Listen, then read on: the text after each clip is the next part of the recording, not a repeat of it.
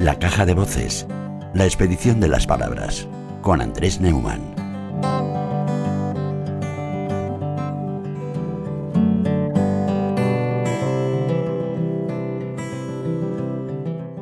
Andrés Neumann, buenas noches. Buenas noches, Laura. ¿Cómo estás? Deseando intercambiar voces. Sí, bueno, cuenta a los oyentes que hoy estrenamos tu sección ¿Por qué una caja de voces? La palabra voz es una de las palabras más sugerentes e infinitas que tenemos. En el mundo de los diccionarios se trata de una palabra esencial. Para la lexicografía, que es la parte de la lingüística que estudia los diccionarios, una voz es un vocablo, un término, o sea, una palabra. Los diccionarios entonces están poblados de vocablos y de hablantes, son, digamos, cajas de voces. Uh-huh. Y recordemos que voz viene del latín, vox. Existe incluso una famosa editorial con ese nombre que se dedica a publicar diccionarios con los que quizás tú o yo o mucha gente de la que nos escucha haya estudiado. Exactamente, sí, yo los tenía Vox en casa. Bueno, es que recuerdo, tenía el diccionario general, digamos, de Vox y luego tenía diccionario de antónimos y sinónimos. Así es, llevan más de medio siglo dedicándose a inventar diccionarios, a compilarlos y a compartirlos. Conviene, por supuesto, no confundir ese editorial, claro, con el partido político del mismo nombre, que además de voxeros, también tiene sus voceros, o sea, quienes vocean sus ideas. Y ya sabemos que vocear, entre otras cosas, significa gritar, o sea, hablar a voces. Y en latín, por ejemplo, si consultamos el diccionario Vox de latín y buscamos a su vez la palabra vox, vemos que significa, por supuesto, voz, pero también sonido o tono musical, y también significa acento, ¿sabes? En sus dos sentidos. Acento como la métrica de las palabras y acento como el modo en que cada región le da voz a su lengua. Y me parece precioso pensar que una voz es también un acento, un ritmo, una identidad personal y colectiva. Uh-huh. Para el diccionario de la Real Academia, la voz es muchísimas cosas. En su edición actual he encontrado hasta 17 definiciones distintas de voz. Uh-huh. Algunas son tan importantes como autoridad, fuerza o, cito textualmente, poder, facultad o derecho para hacer algo en nombre propio o ajeno. Y luego hay otras definiciones tan curiosas como fama, rumor, pretexto público o incluso, fíjate, en la jerga criminal, en la llamada germanía, una voz es un consuelo. ¿Sabes por qué? ¿Por qué? Porque si estás en una celda, el único consuelo diario es la voz de la celda de al lado. Anda, claro. ¿Y qué dice de todo esto nuestra amada María Moliner, de quien hemos hablado tú y yo, Laura, alguna vez? Sí. ¿Qué dice? Pasémosle la voz a doña María. Una de las primeras cosas que hace el Moliner es recordar la dimensión colectiva y poética de la voz. Dice, voz, manera de expresarse de una colectividad o una cosa que no habla. Ejemplos, la voz del pueblo, de la conciencia, de la sangre. Y por si no queda claro, fíjate que un par de acepciones después, doña María insiste. Voz, acción de expresar una persona una opinión en una asamblea o reunión, aunque no tenga voto en ella o derecho a hacerlo. Quizá por eso, justo después de esta definición, digamos, más política, María Moliner da voz como sinónimo de voto. Se ve que doña María Moliner nunca quiso ser la voz de su amo y que siempre desafió a la voz cantante. Todo relacionado con voz. Así es. Y precisamente desde un lado más colectivo y social, la voz tiene que ver con la identidad de cada cual, ¿verdad? Y con el espacio público que ocupa o que se le concede a alguien para que manifieste su voz. Por ejemplo, a las personas que se dedican al canto o a otras artes, las suelen llamar voces. Yo qué sé, la voz del flamenco, la voz de su generación, jóvenes voces de la poesía, etc. A Sinatra, recuerdo, llamaban simplemente la voz. Cierto. Uh-huh. Muchas personas, de hecho, tienen voces muy diferentes cuando hablan y cuando cantan. Y a veces solo cantando, conocemos la verdadera voz de alguien, la voz que lleva dentro. ¿Será eso lo que llamamos voz propia? Tú tienes una voz muy propia. Tú también. ¿Y cómo será entonces, me pregunto, Laura, tener una voz impropia? Una voz que no nos pertenece.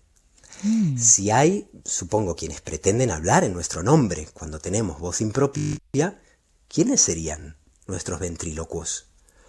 A ver, un ventrílocuo habla por el estómago. Es alguien locuaz en el vientre, un ventrílocuo. A lo mejor nuestros ventrílocuos son quienes intentan, por ejemplo, devorarnos, alimentarse de nuestro trabajo y después influir en qué pensamos, qué decimos. Pero hay una frase hecha y cotidiana, Laura, que a mí me fascina y lo utilizo mucho en mi vida cotidiana. No me extrañaría que te la haya mencionado alguna vez a ti. A ver, ¿cuál? Esa frase es de viva voz. Me suena que sí, y me gusta mucho. A mí esa frase de viva voz me fascina, me parece el colmo de la poesía. Pero no es Porque habitual fíjate, escucharlo, ¿eh? Por cierto. sí, es cierto, es cierto. Tiene como una cierta pátina clásica, ¿no? De Eso, viejos sí. tiempos. Y eso está bien, porque quiere decir que hay expresiones viejas que siguen viviendo pese a todo, ¿no? Que siguen vivas. Y fíjate que de viva voz tiene su metáfora, por eso me parece el colmo de la poesía, porque le atribuye entidad y vida propia a la voz, como decía doña María, voz a aquello que no lo tiene, como si la voz misma estuviese viva. Tiene también su sinécdoque, o sea, que toma la parte por el todo, la voz de alguien por su persona entera, cosa que a mucha gente, insisto, le pasará contigo, Laura, por ejemplo. Y también de viva voz tiene su aliteración, es decir, esa preciosa repetición de las 3 Vs, viva voz. Quizás hoy estemos en la época de las vivas voces. Tenemos podcast, audios y, por supuesto, la radio. De viva voz, me encanta. De viva voz. La radio que está más viva que nunca porque está llena de vivas voces. Pero una voz puede ser también, desde un tercer y último punto de vista, más bien intimidad, compañía, un susurro al oído. Me parece asombroso todo lo que una voz puede hacernos sentir. Porque una voz, pensaba hace un ratito, puede convocar, no sé, fantasmas del pasado, emocionarnos hasta las lágrimas, puede sin duda provocarnos terror si hay un trauma de por medio y por supuesto también deseo. Una voz puede incluso acercarnos o alejarnos de alguien a quien no conocemos bien, ¿verdad? Despertarnos simpatía o desagrado. No se trata, ojo, de si nos parece bonita, porque muchas veces amamos voces raras o roncas en nuestra vida en general y en la música en particular. Así que, más bien, creo que se trata de qué nos transmite, qué nos cuenta una voz con su música oral. O, como diría Carver, de qué hablamos cuando hablamos de voces. Y en este sentido, pienso sobre todo en las voces de nuestros seres queridos, que empezamos a oír y reconocer incluso antes de nacer, en los últimos meses de gestación. Eso está científicamente demostrado y es muy conmovedor. Escuchamos voces antes de nacer. Y esas voces se vuelven especialmente importantes y delicadas cuando perdemos a nuestros amados. Curiosamente, lo primero que olvidamos, no sé si a ti te habrá sucedido, y que está más en riesgo de evaporarse, es su voz, especialmente cuando había menos registros audiovisuales de nuestra vida que hoy. Es verdad a mí me pasó, por ejemplo, yo me ¿a ti te arrepiento, pasó? sí, de no tener más grabaciones de mis abuelos, por ejemplo, de sus voces, o de mis bisabuelos. O bueno, recordemos que la voz de Lorca nunca se ha podido recuperar. Exacto, como bien sabemos, increíblemente, la gran voz de su generación y de la poesía española y en lengua castellana incluso, que tan elocuente y locuaz era, que tan de viva voz recitaba, no nos ha dejado un archivo sonoro. Y lo de los abuelos que dices me conmueve mucho, porque una de las últimas cosas que por suerte llegué a hacer con mi abuela Dorita antes de que muriera fue grabar su voz, recitando además textos en el idioma materno de su madre y de su padre, que no era el español. Y a mí me pasó, por ejemplo, con la voz de mi madre. ¿Sabes? Cuando mi madre murió, como tanta otra gente, me di cuenta de que su voz se me empezaba a escapar. Y entonces escribí un brevísimo poema que, si te parece bien, me gustaría leerte. Me encantaría, nos encantaría. Y que está en un librito que se titula precisamente Vivir de oído, y que dice así, como digo, es muy breve. ¿Por qué la voz se olvida, se esfuma como el gas? Globos de helio que se sueñan inflados de identidades. No sé si puedo recobrar tu voz, su afónica aspereza de mano que acaricia madera sin barniz. Cada tronco susurra, el hacha tiene oído. Te escucho, se va el aire y parece que alguien me soplara. ¡Wow! ¡Qué bonito, Andrés! ¡Menudo viaje! ¡Qué emoción! Y finalmente, querida Laura, vale la pena que pensemos esta hermosa palabra desde la radio para finalizar este viaje. Porque la voz es la esencia de la radio, la materia de la que está hecha la radio. Podríamos decir que sin voz no hay radio y que la radio nos regala voces y también nos da voz. Y por eso, respondiendo a tu primera curiosidad, por eso hemos elegido este nombre para nuestra nueva sección, La Caja de Voces, como un diccionario, como una radio o como cada persona que siente, canta y conversa con sus seres queridos. ¡Qué bonito, Andrés! ¡Menudo viaje! Por la palabra no imaginé que tenía tantas miradas y tanta literatura, tanta poesía. Me da que esto del diccionario habría que añadir nos va a funcionar muy bien. Una definición sería, ahora que me dices esto que es un viaje, la voz podría ser también, ¿por qué no?, un medio de transporte. Es verdad, a través de la voz viajamos. Así es. Y tú eres la que conduce el barco sonoro. Lo hacemos juntos y con los oyentes, que por cierto, antes de despedirte, como hemos hecho todo el programa con los oyentes que nos están hablando de palabras, y una de las miradas era proponer palabras para un escritor y en particular para ti. Y vamos a escuchar muy rápido 2 mensajes. Buenas noches a todos, especialmente a Laura y Andrés Newman. Voy a hacerle una pregunta, pero antes voy a leer un texto. A veces miro una palabra y me quedo mirando hasta que empieza a brillar. Con este texto de Emily Dickinson y que deslumbró a María Moliner, a la que tanto admiramos, ¿qué palabra crees que contiene un universo entero y todavía no hemos aprendido a escuchar?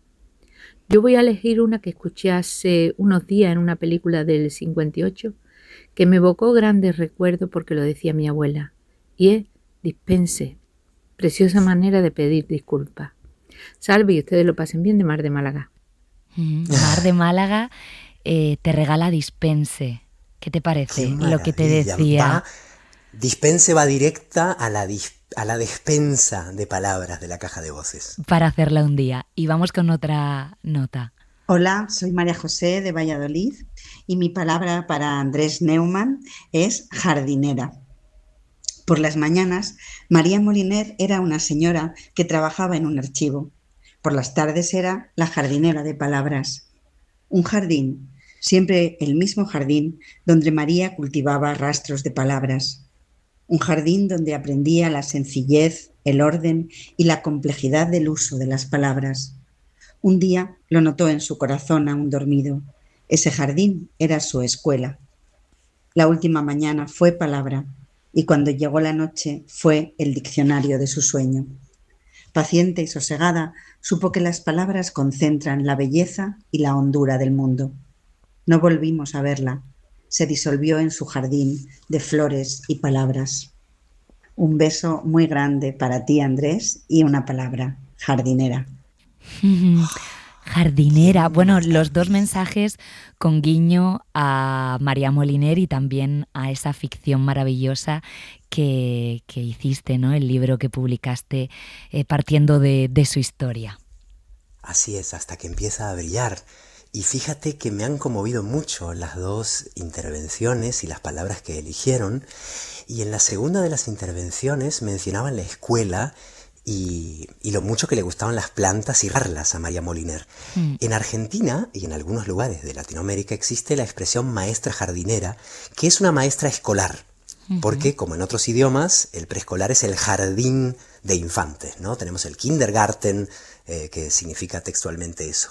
Entonces se podía pensar que Doña María se dedicó como una maestra jardinera a criar palabras y permitirles que crecieran con salud. Quizá por eso fue quien definió con más belleza la palabra cuidar, porque regar es una forma de cuidar.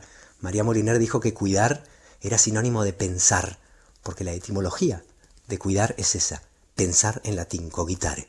Bueno, precisamente cuidarnos implica también cuidar las palabras, y pensar en los cuidados es algo que necesitamos hacer para sostener la vida de las palabras y la de sus hablantes.